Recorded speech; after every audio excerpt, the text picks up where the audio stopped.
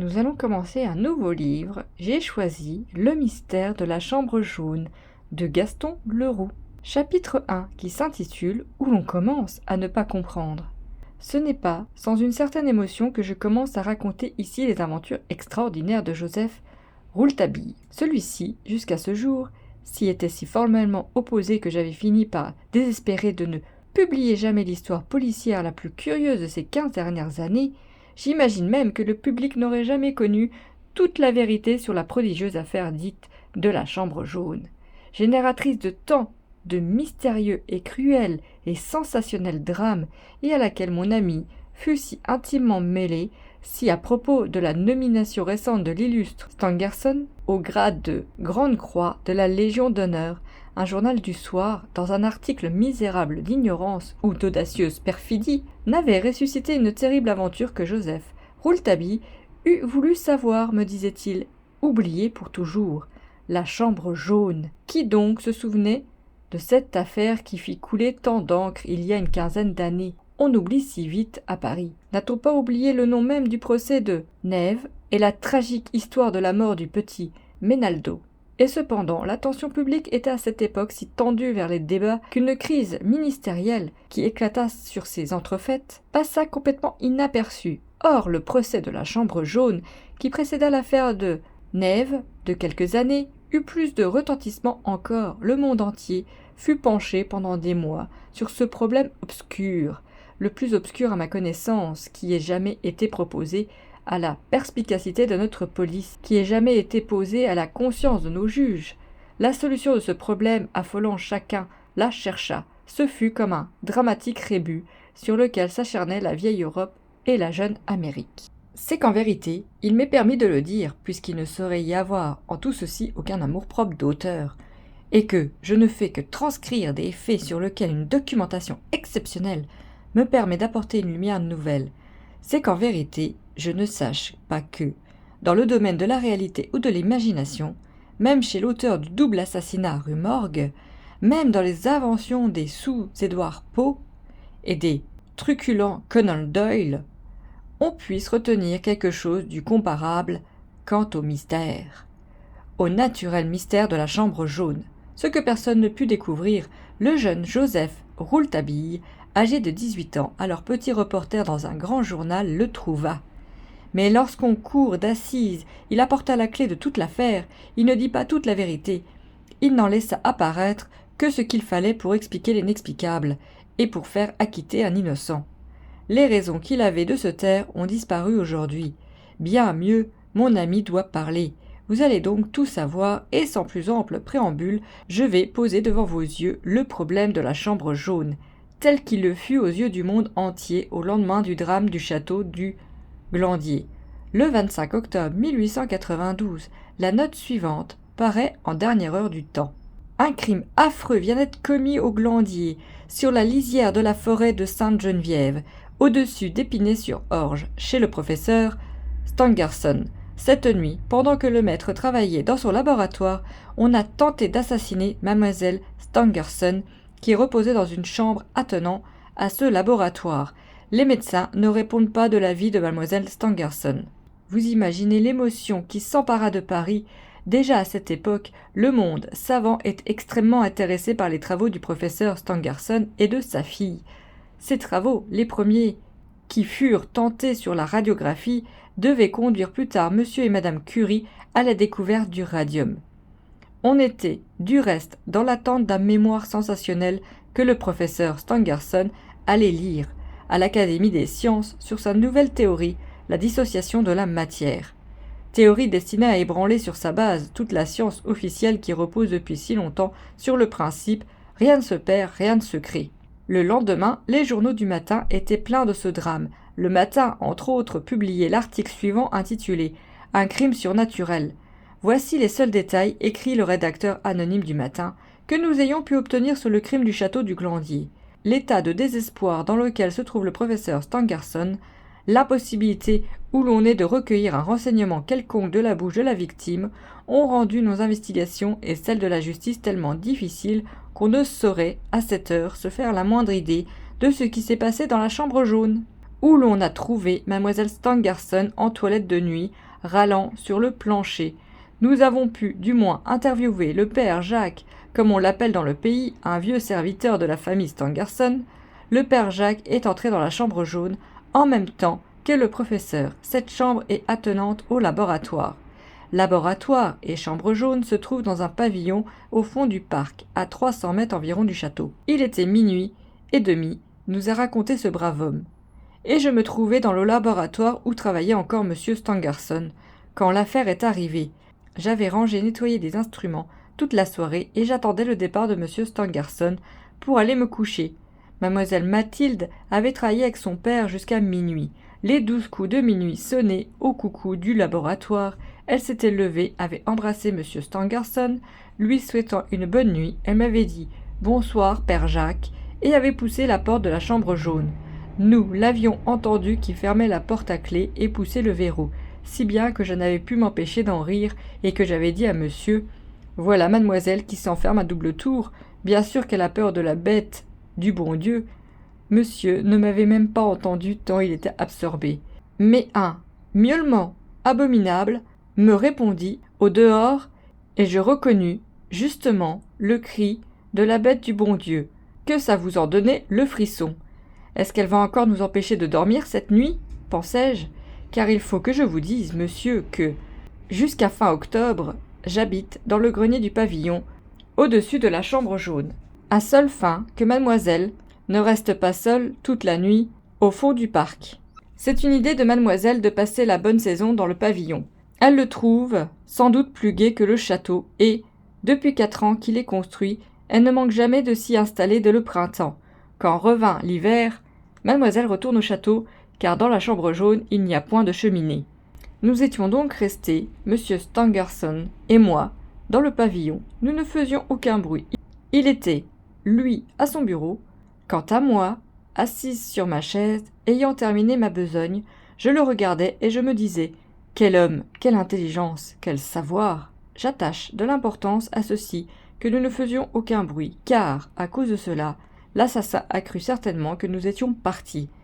Et, tout à coup, pendant que le coucou faisait entendre la demi-passée minuit, une clameur désespérée partit de la chambre jaune. C'était la voix de mademoiselle qui criait « À l'assassin, au secours !» Aussitôt, des coups de revolver retentirent, et il y eut un grand bruit de table, de meubles renversés, jetés par terre comme au cours d'une lutte, et encore la voix de mademoiselle qui criait « À l'assassin, au secours, papa, papa !» Vous pensez, si nous avons bondi et si M. Stangerson et moi nous nous sommes rués sur la porte, mais hélas, elle était fermée et bien fermée, à l'intérieur, par les soins de mademoiselle, comme je vous l'ai dit, à clé et au verrou. Nous essayâmes de l'ébranler, mais elle était solide. M. Stangerson était comme fou. Et vraiment, il y avait de quoi le devenir, car on entendait mademoiselle qui râlait.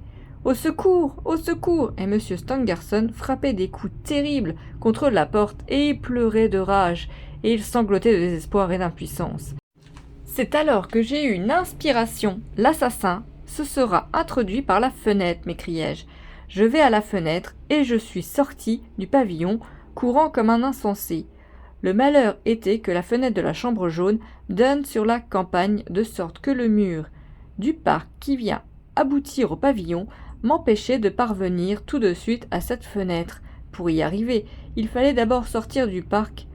Je courus du côté de la grille et en route, je rencontrai Bernier et sa femme, les concierges, qui venaient attirés par les détonations et par nos cris. Je les mis en 2 mots. Au courant de la situation, j'ai dit au concierge d'aller rejoindre tout de suite M. Stangerson et j'ordonna à sa femme de venir avec moi pour ouvrir la grille du parc. 5 minutes plus tard, nous étions à la concierge et moi, devant la fenêtre de la chambre jaune. Il faisait un beau clair de lune et je vis bien qu'on n'avait pas touché à la fenêtre. Non seulement les barreaux étaient intacts, mais encore les volets derrière les barreaux étaient fermés, comme je les avais fermés moi-même la veille au soir, comme tous les soirs, bien que mademoiselle, qui me savait très fatiguée et surchargée de besogne, m'eût dit de ne point me déranger, qu'elle les fermerait elle-même, et il était resté tel quel, assujetti comme j'en avais pris le soin par un loquet de fer à l'intérieur. L'assassin n'avait donc pas passé par là et ne pouvait se sauver par là, mais moi non plus. Je ne pouvais pas entrer par là. C'était le malheur. On aurait perdu la tête à moins. La porte de la chambre fermée à clé à l'intérieur, les volets de l'unique fenêtre fermés eux aussi à l'intérieur, et par-dessus les volets, les barreaux intacts, les barreaux à travers lesquels vous n'auriez pas passé le bras, et mademoiselle qui appelait au secours. Oh, plutôt non, on ne l'entendait plus, elle était peut-être morte, mais j'entendais encore au fond du pavillon monsieur qui essayait d'ébranler la porte. Nous avons repris notre course, la concierge et moi, et nous sommes revenus au pavillon. La porte tenait toujours malgré les coups furieux de M. Stangerson et de Bernier. Enfin, elle céda sous nos efforts enragés, et alors, qu'est-ce que nous avons vu? Il faut dire que, derrière nous, la concierge tenait la lampe du laboratoire, une lampe puissante qui illuminait toute la chambre. Il faut vous dire encore, monsieur, que la chambre jaune est toute petite. Mademoiselle l'avait meublée d'un lit en fer assez large, d'une petite table et d'une table de nuit, d'une toilette et de 2 chaises. Aussi, à la clarté de la grande lampe que tenait la concierge, nous avons tout vu du premier coup d'œil. Mademoiselle, dans sa chemise de nuit, était par terre au milieu d'un désordre incroyable. Table et chaises avaient été renversées, montrant qu'il avait eu là une sérieuse batterie. On avait certainement arraché mademoiselle de son lit, elle était pleine de sang, avec des marques d'ongles terribles au cou. La chair du cou avait été quasi arrachée par les ongles et un trou à la tempe droite par lequel coulait un filet de sang qui avait fait une petite marque sur le plancher.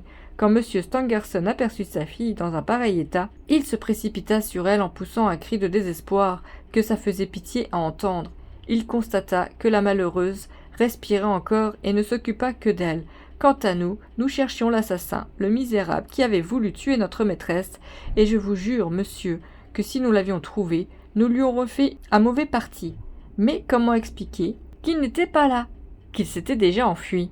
Cela dépasse toute imagination. Personne sous le lit, personne derrière les meubles, personne. Nous n'avons retrouvé que ces traces, les marques ensanglantées d'une large main d'homme sur les murs et sur la porte d'un grand mouchoir rouge de sang, sans aucune initiale. Un vieux béret et la marque fraîche sur le plancher, de nombreux pas d'hommes. L'homme qui avait marqué là avait un grand pied, et les semelles laissaient derrière elle une espèce de suie noirâtre. Par où cet homme était-il passé? Par où s'était-il évanoui? N'oubliez pas, monsieur, qu'il n'y a pas de cheminée dans la chambre jaune.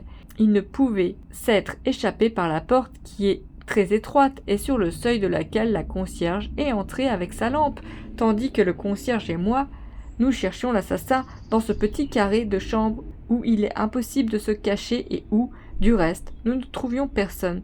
La porte défoncée et rabattue sur le mur ne pouvait rien dissimuler, et nous nous en sommes assurés, par la fenêtre restée fermée avec ses volets clos et ses barreaux auxquels on n'avait pas touché. Aucune fuite n'avait été possible. Alors je commençais à croire au diable. Mais voilà que nous avons découvert par terre mon revolver. Oui, mon propre revolver. Ça m'a ramené au sentiment de la réalité. Le diable n'aurait pas eu besoin de me voler mon revolver pour tuer mademoiselle. L'homme qui avait passé là était d'abord monté dans mon grenier, m'avait pris mon revolver dans mon tiroir et s'en était servi pour ses mauvais desseins. C'est alors que nous avons constaté en examinant les cartouches que l'assassin avait tiré 2 coups de revolver. Tout de même, monsieur, j'ai eu de la veine dans un pareil malheur que M. Stangerson se soit trouvé là, dans son laboratoire, quand l'affaire est arrivée, et qu'il ait constaté de ses propres yeux que je m'y trouvais moi aussi, car avec cette histoire de revolver, je ne sais pas où nous serions allés. Pour moi, je serais déjà sous les verrous. Il n'en faut pas davantage à la justice pour faire monter un homme sur l'échafaud. Le rédacteur du Matin fait suivre cette interview des lignes suivantes. Nous avons laissé, sans l'interrompre, le père Jacques nous raconter grossièrement ce qu'il sait du crime de la chambre jaune. Nous avons reproduit les termes mêmes dont il s'est servi. Nous avons fait seulement grâce au lecteur des lamentations continuelles dont il émaillait sa narration. C'est entendu, père Jacques, c'est entendu. Vous aimez bien vos maîtres, vous avez besoin qu'on le sache, et vous ne cessez de le répéter, surtout depuis la découverte du revolver. C'est votre droit, et nous n'y voyons aucun inconvénient. Nous aurions voulu poser bien des questions encore au père Jacques, Jacques-Louis Moustier, mais on est venu justement le chercher de la part du juge d'instruction qui poursuivait son enquête dans la grande salle du château. Il nous a été impossible de pénétrer au glandier, et quant à la chenaille, elle est gardée dans un large cercle par quelques policiers qui veillent jalousement sur toutes les traces qui peuvent conduire au pavillon et peut-être à la découverte de l'assassin.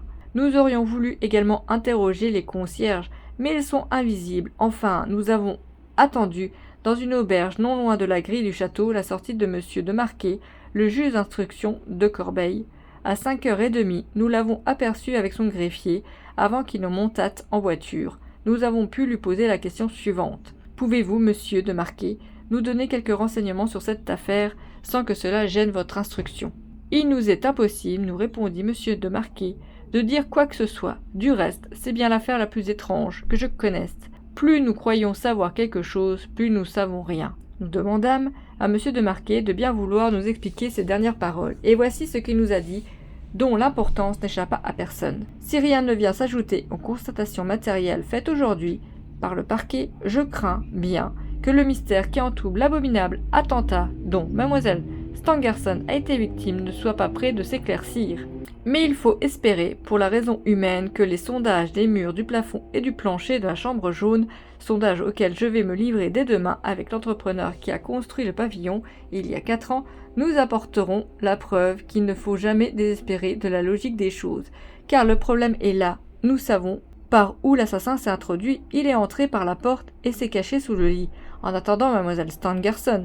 Mais par où est-il sorti? Comment a-t-il pu s'enfuir?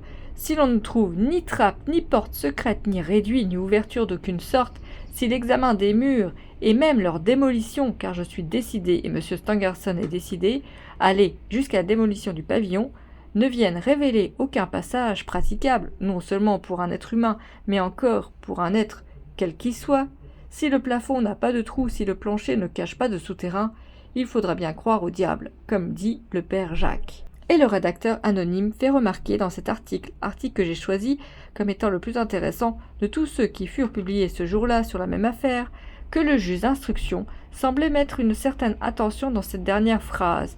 Il faudrait bien croire au diable, comme le dit père Jacques. L'article se termine sur ces lignes. Nous avons voulu savoir ce que le père Jacques entendait par le cri de la bête du bon Dieu. On appelle ainsi le cri particulièrement sinistre, nous a expliqué le propriétaire de l'auberge du donjon, que pousse quelquefois la nuit le chat d'une vieille femme, la mère à genoux.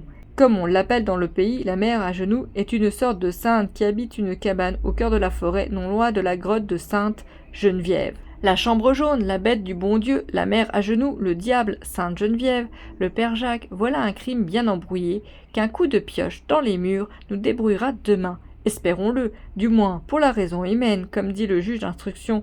En attendant, on croit que mademoiselle Stangerson, qui n'a cessé de délirer et qui ne prononce distinctement que ce mot « assassin, assassin, assassin », ne passera pas la nuit. Enfin, en dernière heure, le même journal annonçait que le chef de la sûreté avait télégraphié au fameux inspecteur Frédéric Larsan, qui avait été envoyé à Londres pour une affaire de titre volé, de revenir immédiatement à Paris.